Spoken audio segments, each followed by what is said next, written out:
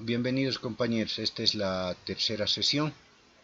En esta sesión vamos a trabajar aquello que está vinculado con los planes, con la información, los datos, la información, el conocimiento que nosotros transmitimos dentro de esos planes, los formatos que utilizamos en archivos para ofrecer esos conocimientos, esos datos. De eso vamos a hablar y luego vamos a entrar casi a la mitad de la sesión o un poquito antes, un poquito después, al Moodle como tal. Lo que ofrecemos en la educación. Así he titulado este apartado, que tiene que ver con los documentos que nosotros vamos a ofrecer en el ámbito de la educación virtual. Les adelantaba en una primera sesión que lo que vamos a ofrecer es texto, audio, imagen y video general. La imagen la podemos diferenciar en imagen fija, imagen en movimiento o lo que conocemos como video, que además incluye el sonido. En el texto, los archivos que generalmente nosotros utilizamos son el doc, el PDF, HTML tal vez, EPUB, etc. Los más frecuentes son los que son documentos y PDFs, ¿no? En audio hay varios formatos: el WAV, formato puro sin compresión, el MP3, el WMA, OGG, MIDI, etc. Hay muchos formatos para sonido, ¿sí?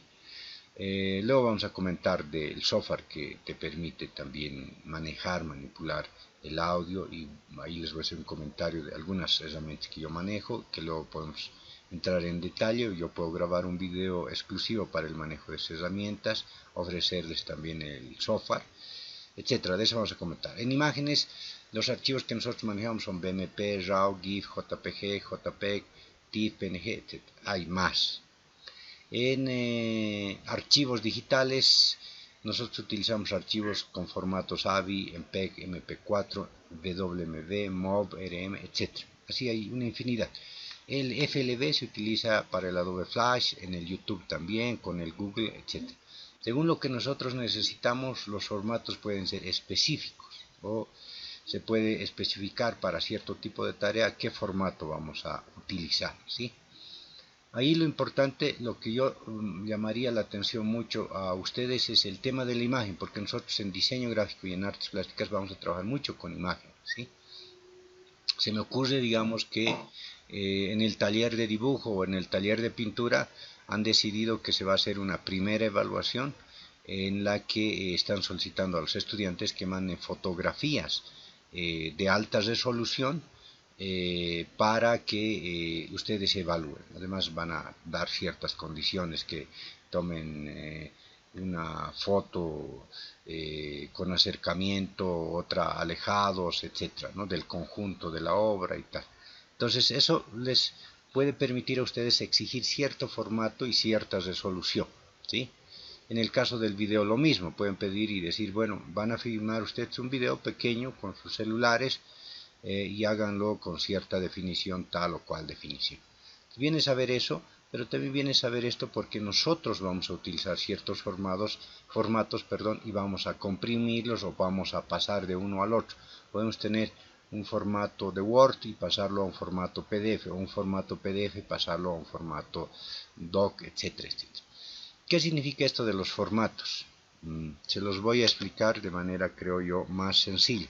Si yo entro a mi computadora y, por ejemplo, aquí tengo un listado de mis archivos, ustedes verán, ahí tengo varios archivos de diferente formato. Por ejemplo, visita a un planeta extraño, .doc. Ese es un archivo de texto que se lo ha creado a través del Word, ¿no? Visado y planos XL, ese es un archivo de Excel, etc. Tengo archivos JPG, archivos PDF, archivos de diferente índole, TXT, JPG, WMF, etc. ¿sí? Estos archivos, claro, los va a crear un programa, ¿sí? El programa del Word, por ejemplo, va a generar estos archivos .doc. Entonces, cuando estamos hablando del formato, estamos hablando de esta extensión. ¿Qué quiere decir esa extensión? ¿A qué hace referencia? ¿Es una extensión, un dato más, o qué información nos está trayendo detrás de eso? Primero, lo que un formato como el doc, el PDF nos dice es que ha sido creado con cierto tipo de programa, ¿sí? Los archivos PDF pueden ser creados desde el mismo Word y tú grabas en formato PDF, o pueden ser creados a partir del Acrobat Reader, por ejemplo, u otros programas que te permiten y son específicos para crear ese tipo de archivo. Entonces, eso te hace tener una relación de decir, bueno, si tengo un PDF, debo utilizar un programa exclusivo para que pueda leer ese PDF o lo pueda editar, ¿sí? Puedes modificar, ampliar, añadir, etc. Luego les voy a recomendar software que yo utilizo para ese tipo de cosas. Lo mismo pasa con los archivos de audio. ¿Cómo genero un archivo de audio? Puedo utilizar alguna herramienta, un celular, por ejemplo, y grabar una explicación, y esa aplicación que tengo en el celular lo va a guardar en un formato. Generalmente los preestablecidos suelen ser el WAV, el MP3, etc. Lo mismo pasa con las imágenes y con los videos, ¿sí? Eso es lo que se nos está indicando, pero además se nos está indicando cierto tipo de características especiales que tiene. Por ejemplo, este WAV, que es formato puro, sin compresión, o sea, no se ha comprimido. En cambio, hay otros formatos de audio que sí ya se comprimen automáticamente. Se reduce de manera que no ocupe mucho espacio, que no sean pesados, ¿sí? De estos megabytes que hablábamos ayer con los que se miden los archivos. Programas para la creación, ¿sí? En el tema de los textos tenemos editores de textos como el Word, el PowerPoint, que también puede generar un texto, etc. Ahorita yo estoy utilizando el PowerPoint, ¿no? Que pueden mezclar imágenes también. Editores de páginas web, el front page, y hay varias más que manejan el HTML y tal. Son específicos para páginas web. Ahí no nos vamos a meter. O algunas como las de Acrobat Reader, toda la familia. De Adobe Acrobat, donde el Acrobat Reader está dedicado a eso, ¿sí? Ahí les hago un par de comentarios. Sobre el Word, el PowerPoint no les comento mucho porque la mayoría de nosotros lo maneja y lo maneja bien. Si alguien tiene algún problema, igual me dice y le podemos colaborar. En el caso del Adobe, la familia Adobe tiene diferentes versiones, primero de todo su software, y hay varias versiones de Adobe. Yo, por ejemplo, manejo esta versión. Les voy a explicar por qué. Hay que saber también, creo yo, escoger la versión de Adobe. ¿Sí? El que yo utilizo es el Adobe Acrobat 8 Profesional. Después de haber revisado varias versiones del Adobe, el 10 incluido, el 9, etcétera, etcétera, he visto que este me permitía varias cosas. Por ejemplo, yo puedo subrayar esto y a partir de eso lo puedo tachar si estuviese mal, le puedo agregar una nota, puedo sustituir el texto, etcétera. Algo que a mí me ayudaba mucho cuando yo hago la lectura de los textos, trato de subrayar con un tipo de color, etcétera, etcétera. Pues me venía muy bien poder tener un Acrobat de ese tipo. Puedo hacer comentarios, puedo escribir aquí, agregar una nota de comentario y puedo empezar a comentar y decir, existe un error en la redacción, bla, bla, bla. Entonces me ayuda mucho a trabajar mis documentos, como yo suelo trabajar, y otras cosas más, ¿no? Puedes convertir, puedes crear, por ejemplo, archivos de PDF, de un archivo, de varios archivos, desde la página web, desde el escáner, etc. Otra cosa que me servía mucho a mí, sirve para hacer presentaciones, etcétera, pero este me ha conquistado mucho más porque te hace reconocimientos OCR. Yo suelo bajar muchos libros del internet, una gran cantidad, y una buena parte, ese es otro truco que también les enseño, cuando tú haces una búsqueda en la web y tú estás buscando un libro, digamos, sobre, ¿qué sería? Interesante historia de esa historia de la educación a distancia. Cuando yo hago eso, me va a salir así una infinidad de páginas, blogs, etcétera, que me hablan sobre eso, ¿sí? Pero para poder encontrar un libro sobre la historia de la educación a distancia, en el internet lo van a compartir sí o sí en el formato PDF. No vas a encontrar tú un libro en formato Word, en formato HTML, etc. ¿Qué significa? Que lo más posible es que este sea un libro completo, ¿sí? O estos otros, como todos están en PDF, sean libros completos o sean un manual, porque solo en esos formatos se comparten los libros completos. A ver, voy a entrar a una página que no sé si ustedes la conocen, que se llama Script. En esta página tú puedes acceder a muchos libros. A ver, libros sobre lógica, por ejemplo. hay papers, hay libros, etcétera, pero lo bueno de esta página del script es que te ofrece libros especializados, documentos que están escaneados y que los suben, libros como tal que los puedes comprar, etcétera, o audiolibros, te ofrecen todo eso en esa página script. Yo suelo entrarme a documentos, ¿sí? Y en documentos tienes, por ejemplo, lógica formal y lógica dialéctica. Me entro ahí y voy a tener un documento en PDF de 1 a 109, con lo cual ya me está indicando que es un libro, ¿no? Es un libro que ha sido escaneado, ahí está, ¿no? Tiene su índice y todo lo demás, con lo cual yo lo puedo descargar. ¿Qué pasa? Cuando me descargo yo un libro así completo, resulta que es una fotografía, ya, lo han escaneado tomando fotografías del libro, y esas fotografías lo han unido y lo han convertido en PDF. Con lo cual, cuando yo quiero hacer una búsqueda exclusiva sobre el tema de la lógica y digo, no sé, el teorema general sobre la conjunción, tendría que leer todo el libro, buscar en el índice, buscar los capítulos, cuando puedo hacer eso mismo con el buscador del PDF, ¿sí? Puedo agarrar y buscar aquí y pongo teorema general, y me lo va a buscar en todo el libro. Eso me ahorra mucho tiempo, pero si el libro lo tengo en formato de imagen, no lo voy a poder hacer. Por eso el Acrobat, el Acrobat Reader 8 profesional me encanta, porque primero lo puedes convertir en OCR y después puedes buscar el texto que tú desees, ¿sí? Eso no lo he encontrado en otros programas, en otras versiones del Acrobat Reader. Por eso es que yo he escogido el Acrobat Reader 8, que para mí, me viene súper bien. Puedo extraer páginas del libro, puedo reemplazar páginas, etc. O sea, puedes hacer comentarios, generar formularios, herramientas. Es muy completo, ¿sí? En el tema del audio, por ejemplo, tú puedes tener varios editores de sonido, igual que vamos a tener en video, ¿sí?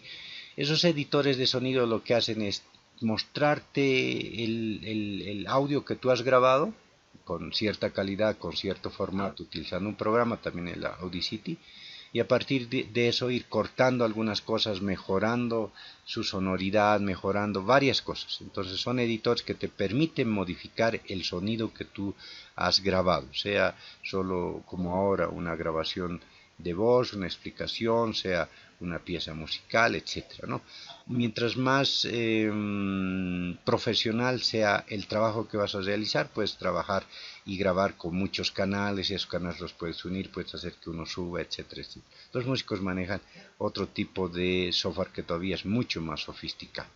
En el tema de imagen, Paint, Photoshop son los que generalmente manejamos. Paint ya viene con la misma Microsoft. Es un pequeño editor de imagen que te permite poner un poco de texto, quitar, manipular un poco de los colores, empezar a cortar cierta parte de la imagen, etcétera. El Photoshop un poco más profesional, tienes que manejar otras cositas más, pero en el fondo te hace eso, te trabaja con capas el Photoshop, puedes trabajar con la manipulación de las imágenes, hacer cosas mucho más sofisticadas, poner sombras, textos, etcétera. Es mucho más profesional, ¿sí? Basta con que nosotros manejemos el Paint. Para los que no estamos en el diseño gráfico, por ejemplo, son mucho más profesionales. Para la gente de arte es suficiente como para que puedan manipular, recibir imágenes, enviar imágenes, etcétera, ¿sí? En el tema de videos, el Windows mismo viene con el Windows Movie Maker, que tú lo puedes utilizar para hacer videos, o otras como el Pinnacle Studio, que es mucho más profesional, o el Camtasia, que yo estoy utilizando, ¿sí? Como digo, yo les voy a dar cierto tipo de herramientas que son lo mínimo que yo utilizo para hacer educación virtual. No lo que yo estoy realizando ahora o lo que voy a ofrecer a mis estudiantes de historia del diseño gráfico no es profesional en el sentido de la educación virtual, ¿sí? Está en un término medio todo lo que yo organizo, realizo, etcétera, ¿no? En los programas que utilizo y tal. Pero viene bien saber que existe un montón de programas con diferentes capacidades, menos y más profesionales, para manejar todo esto. ¿Por qué tiene que ver eso con el título de esta diapositiva? Lo que ofrecemos a los estudiantes. ¿Por qué? Porque vamos a utilizar varias herramientas y varios formatos de archivos. Esos archivos pueden ser más grandes o más compactos según nosotros utilicemos y dominemos las herramientas, ¿sí? Por eso viene saber que existen varias herramientas, varios formatos y tal.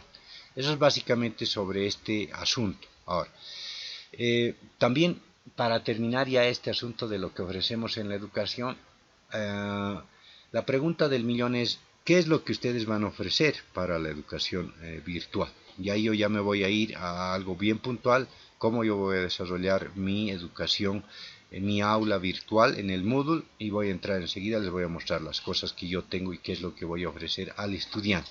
En general yo ofrezco texto, diapositivas, algunas presentaciones hechas en el Prezi, videos. Esos son los tipos de archivos que manejo y los formatos entonces y las aplicaciones que yo voy a manejar.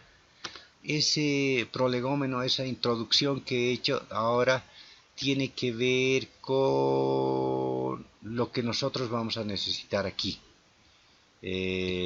para manejar el Moodle de la FADU. Voy ahí a la materia y me va a pedir el usuario y la contraseña. El Edson, que es el encargado del CRTP, les va a dar ambos datos, el usuario y la contraseña. Lo mismo va a pasar con los estudiantes también. ¿Sí? Ellos van a tener su usuario y su contraseña. Cuando ingresen ustedes les va a aparecer esta pantalla. Ahí están participantes, insignias, competencias, calificaciones, área personal, inicio del sitio, calendario, archivos privados, mis cursos. Puedes dictar un curso o varios cursos. Yo estoy dictando un curso, así que me aparece aquí. Este nada más. Yo puedo ir moviéndome en eso. Entonces, una vez que tengo esto, tengo yo aquí, esto ya lo estaba llenando. Van a disculpar, aparecía antes, solo decía tema 1, ¿sí? ¿Qué se hace aquí? Y ahí vamos a entrar, voy a explicar cómo funciona y qué debemos hacer. Lo que yo voy a hacer, antes de llenar todo lo que tenga que ver con el Moodle, es verificar qué es lo que yo tengo en mi plan, ¿sí? Ustedes recordarán, tenemos esta bitácora donde todos los colegas han presentado sus planes de estudio, ¿sí? De todas las materias. En realidad, por eso les decía, nosotros ahí ya tenemos buena parte hecho, porque yo, igual que ustedes, hemos presentado ese documento con lo cual está nuestro plan, ¿sí? Aquí yo tengo el plan de historia del diseño gráfico para la gestión 2020. ¿Sí? Deben tener algo similar ustedes, donde se especifica la materia, las horas, las competencias, el objetivo, los contenidos, la unidad temática 1, etc. Yo he ordenado esto según las condiciones y necesidades que tengo para mi materia, ¿sí? También están explicadas materiales didácticos, métodos y formas de enseñanza, sistemas de evaluación y un cronograma. ¿Qué va a pasar en tal fecha? ¿Qué va a pasar en tal otra fecha? Etcétera, ¿sí? Esta es la base de lo que vamos a llenar en el Moodle, ¿sí? Ahí está la bibliografía también, que igual en el Moodle lo podemos poner, sea que vamos a compartir el texto en PDF, sea que le vamos a poner un link para la webgrafía, etcétera. Todo esto es nuestra base para el Moodle, no olviden eso. Entonces es algo que ustedes tienen que tener a la mano. Primera cosa. Segunda, ese programa que yo tenía para esta gestión se está modificando. Ustedes han visto, el doctor Pereira ha enviado este archivo en Excel sugiriendo las modificaciones que van a haber a nuestro cronograma. Empezamos febrero, pero marzo y abril ha estado así mezclado con el COVID. Una parte de abril estamos reiniciando y seguimos con el avance. Se propone que hasta el 30 se dé el primer parcial, el 30 de junio, el 30 de septiembre otro, y estaríamos concluyendo en diciembre, ¿sí? Entonces ahí hay una sugerencia del cronograma que debe ajustarse a nuestro cronograma inicial antes de el COVID. Lo que yo he estado trabajando ahora en base al plan que les he mostrado es eso precisamente, todo lo que yo ya he desarrollado, las fechas que he hecho, y justo esto que está marcado con rojo es justo el momento de nuestra pandemia, con lo cual lo voy a marcar en rojo, y no he trabajado mucho o he trabajado muy poquito con los estudiantes organizando los cursos y tal. Y de ahí en adelante está organizado por fecha los temas, las actividades y las competencias que yo voy a desarrollar, ¿sí? Enseguida van a ver cómo esto tiene que ver con el Moodle. Para el 5 del 6 estoy estimando el primer parcial, me estoy basando en el cronograma que ha sugerido el doctor Pereira.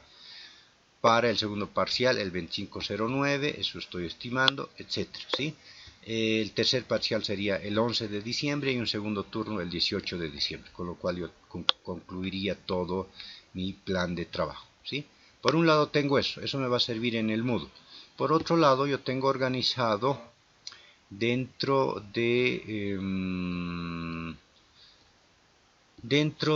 de esta gestión, siempre hago lo mismo, siempre organizo mi información, mis documentos para cada gestión. Yo tengo los temas que voy a desarrollar, que provienen del año pasado, los voy ajustando cada vez.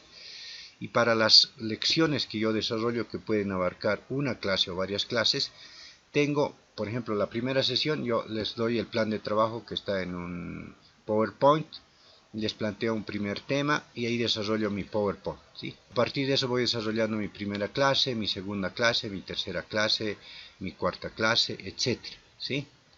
Entonces yo tengo para toda la gestión hasta la lección 21 archivos de PowerPoint que me permiten desarrollar en el aula presencialmente mi trabajo.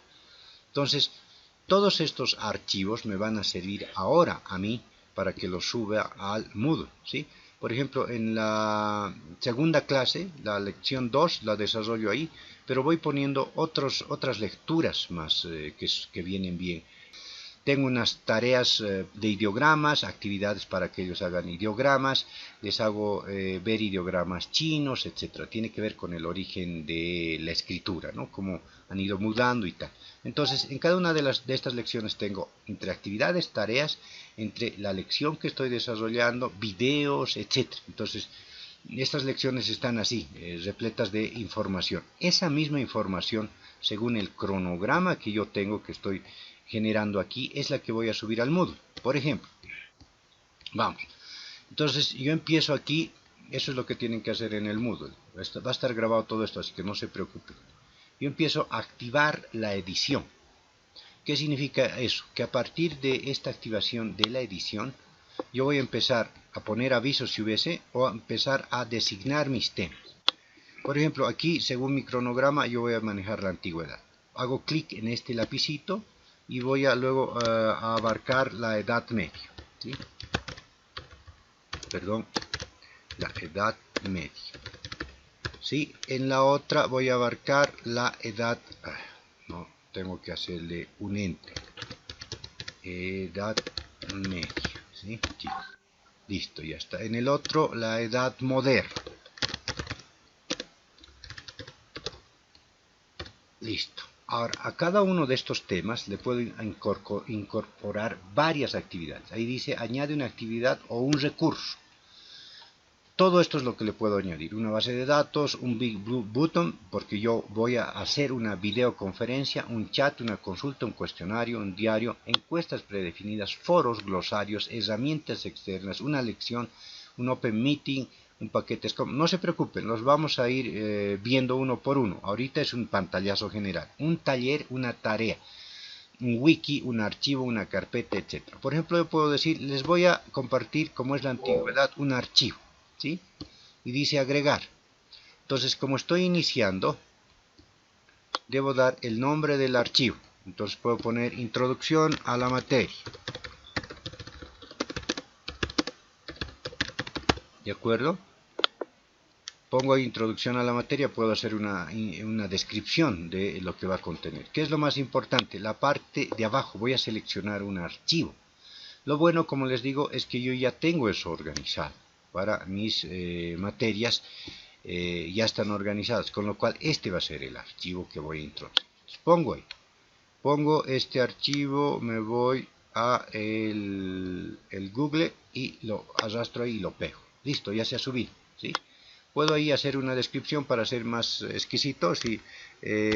Primera clase donde se especifican las orientaciones de la materia y los contenidos de la misma.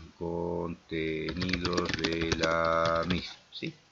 De manera que quien entre a la página sepa qué está pasando en cada uno de los archivos. Ahí pongo el archivo, puedo poner apariencia, ajustes comunes de módulo, etcétera, etcétera. Guardar cambios y regresar al curso. Hago eso y ¿qué voy a tener?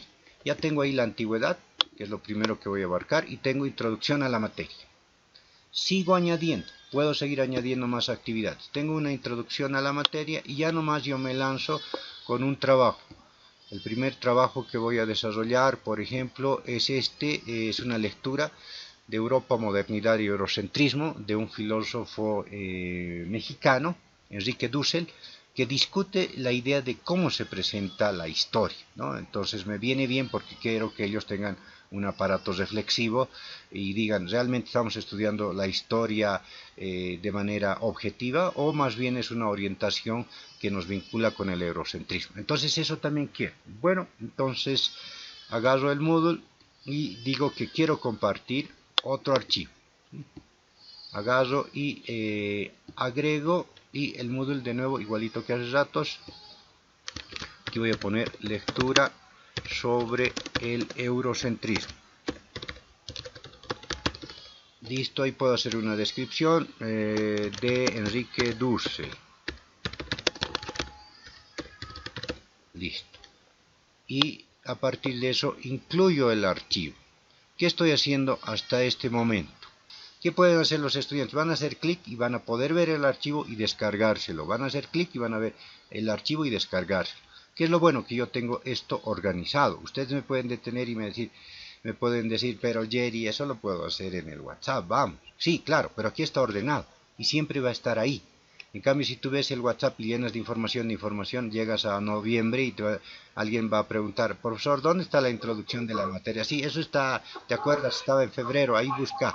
Complicado, aquí lo vas a tener todo ordenado.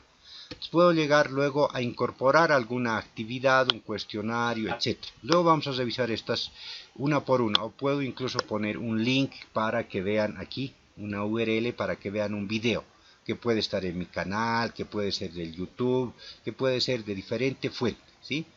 Entonces, lo que les quiero decir es que el programa que ustedes tienen, el programa que ustedes han desarrollado, es lo que vamos a ir llenando aquí. Sean lecturas, sean videoconferencias, etcétera, ¿sí? Eso es lo que vamos a ir llenando. De ahí que tiene sentido lo primero que les había adelantado, que es lo que nosotros vamos a ofrecer a los estudiantes. Sea que nuestra materia sea teórica o sea práctica, ¿sí? Ustedes, igual que yo, ya les he dicho, está en la bitácora, van a desarrollar contenidos y esos contenidos van a ser prácticos o teóricos y seguramente tienen actividades, tienen competencias y todo lo demás. Esa es la base que nos va a servir ahora para introducir al Moodle, ¿sí? Entonces, en todo esto voy a ir desarrollando todo eso. Como ven, es sumamente sencillo, sumamente sencillo. Me voy a salir de este editor para que ustedes vean cómo lo va a ver el estudiante. Desactivo la edición y el estudiante va a entrar y va a decir, aquí está la antigüedad, sí, el profe nos ha dicho que leamos esto, en la videoconferencia él lo ha desarrollado, ¿sí? Le haces clic y ya te ha descargado aquí, ya tienes descargado. Luego nos ha dicho que leamos eso y nos ha dado una instrucción de que podamos hacer una síntesis o que discutamos reflexivamente no sé qué tema, etcétera, etcétera. Ahí está el tema, Europa, Modernidad, Eurocentrismo, Enrique Dussel, se lo descargan y luego hay un cuestionario que el estudiante tiene que resolver, tiene que elaborar un ensayo, lo que ustedes deseen. Toda esa información está ahí a su alcance. Si ustedes quieren adicionalmente ponerles fechas, quieren ponerles exámenes, etcétera, todo eso también se puede incorporar, ¿sí? La idea de los exámenes, de los cuestionarios, vuelvo al tema de la edición, activo la edición, también lo tienes ahí, puedes hacerlo por tema, lo puedes hacer, voy a juntar la antigüedad y la edad media y de los dos voy a hacer un examen, etcétera. Son cosas que vas a añadir aquí como actividades. Nosotros no se preocupen, vamos a revisar uno a uno para ver cuál es el que se adecua más a lo que ustedes quieren hacer, ¿sí? Entonces, la base para poder hacer este trabajo en el Moodle, su programa, su plan de trabajo de la gestión, ajustado ahora a las condiciones, a las necesidades que se nos está exigiendo por el tema de la cuarentena y todo lo demás. Hay una recomendación, eso lo pueden tomar o no. Yo estoy ajustando mucho de lo que desarrollo en el aula. ¿Por qué razón? ¿Sí? Se los muestro.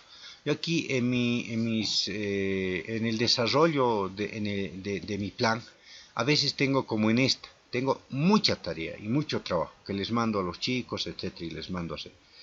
Mi opinión personal es que ahora que vamos a hacer educación virtual, pero además en unas condiciones muy complejas, yo no puedo exigirles lo mismo que les exigía en el momento en el que nosotros pasábamos clases presencialmente. ¿Por qué no puedo hacer eso? Lo mismo que me ha pasado hoy. A mí hoy me toca salir a la calle a hacer compras. A los estudiantes lo mismo. Si tú pones que son 5 días que nos han habilitado para salir de compras, resulta que uno de esos días en la mañana el estudiante lo va a tener que hacer, ¿sí? Así que tendrás que ir corretear a ver dónde encuentras el mejor precio, un medicamento o tal o cual producto para alimentarse, etcétera. Eso te complica, no puedes hacer clase en la mañana porque justo toda la mañana te lo estás correteando a ver cómo consigues tus alimentos, ¿sí?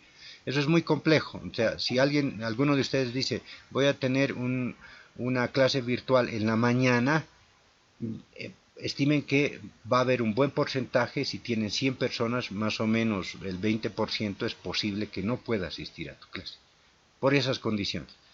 Entonces tengo que ajustar un horario, me pondré de acuerdo con ellos, etcétera, para decir este es el mejor horario, que nadie se perjudique, y por si aún así alguien no pudiese, porque resulta que está vendiendo en la calle y tiene que ganarse el pan de cada día, grabo como estoy haciendo ahora, grabo esa clase y la subo en el YouTube para que no haya ningún pretexto de decir, no profesor, es que no estaba, tenía que hacer esto, lo otro. Bueno, ahí lo tienes, ya lo tienes en el YouTube, si te has perdido la clase, lo tienes. Lo otro que yo estoy ajustando también, y por eso se lo sugiero, en mis contenidos es la reducción de actividades y el desarrollo del contenido mismo, por las mismas razones que les decía antes. Ustedes saben, hace un par de años, 4 o 5, yo leía un artículo que señalaba que el gran porcentaje en el país de la gente que económicamente gana el pan de cada día son gente que trabaja de manera informal, ¿sí?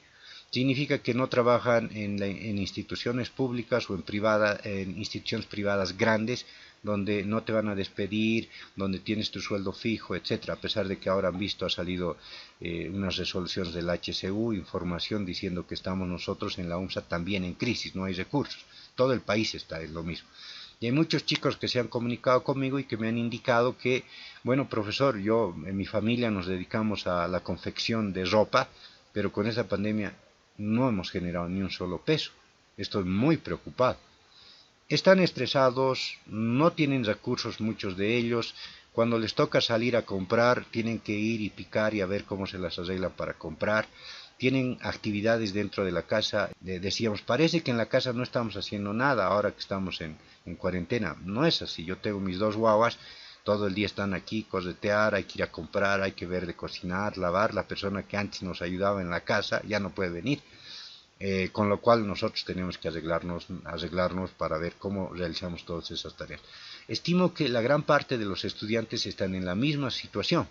Debo ajustar mi programa no solo en fechas, sino también en contenidos, sino también en actividades, de manera que se les pueda ofrecer aquello que es realmente sustancial, realmente les agrade, les divierta, les quite incluso el estrés de esta pandemia, el miedo que uno puede tener de contagiarse, etcétera. Para decirlo en pocas palabras, debemos tener una didáctica adecuada para que los chicos realmente no se sientan congestionados, abrumados y del estrés de estar en esta pandemia pasen a otro estrés más.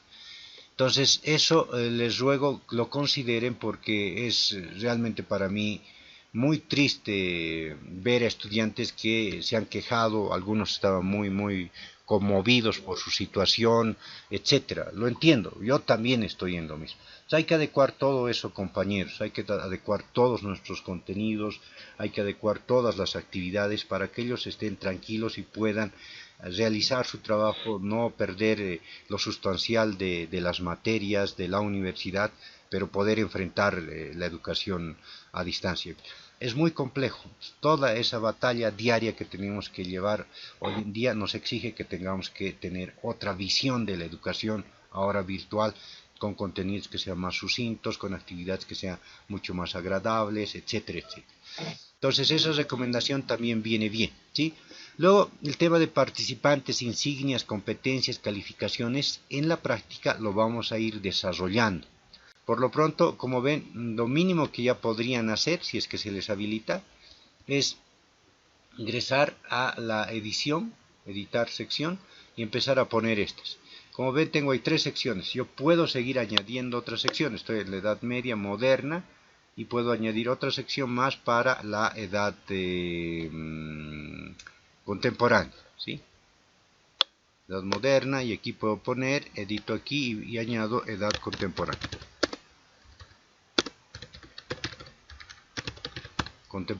¿Sí? Ahora, vean, estas formas en las que yo estoy organizando dependen de la forma en que yo enfrento mi contenido y mi materia, y la forma en que lo veo, contemporáneo, ¿sí? Podría haber puesto también otra cosa, podría haber puesto unidad temática 1, unidad temática 2, etcétera, ¿sí? Depende cómo lo hayan hecho ustedes. Y ahí voy añadiendo actividades y tal. Luego vamos a añadir exámenes, vamos a añadir competencias, vamos a añadir varias cosas, ¿sí? Les voy a enseñar a chatear, a mandar mensajes en grupo a los estudiantes y todos esos detalles. Por lo pronto, hoy me habría gustado trabajar con ustedes en sus cursos habilitados la introducción de estos contenidos. Entonces,